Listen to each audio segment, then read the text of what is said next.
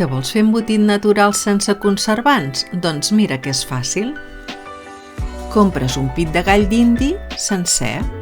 Prepares una barreja d'espècies amb oli d'oliva, orenga, pebre, cúrcuma, pebre vermell i romaní fresc.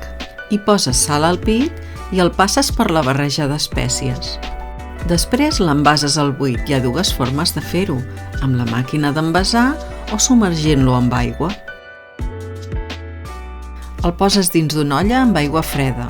Li poses la tapa i esperes a que arrenqui el bull. Baixes el foc i el mantens 15 minuts a foc lent. L'introdueixes dins la CCM i ho deixes un mínim de 4 hores. Així el cuinem a baixa temperatura i sense consum energètic.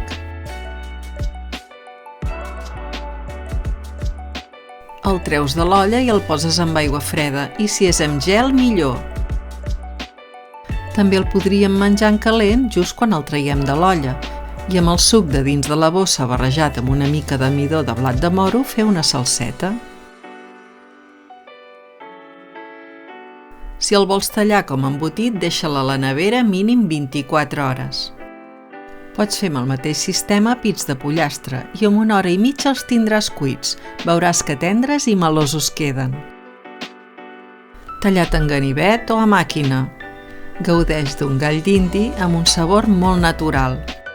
Jo t'he suggerit unes espècies, però tu pots fer-lo amb les que més t'agradin. Posa imaginació i veuràs en quants plats li pots posar. En entrepans, amb salsa i guarnició. Jo t'ensenyo els plats que he preparat. Anima't a fer els teus i ho comparteixes als comentaris. Coneixes la cuina de consum mínim?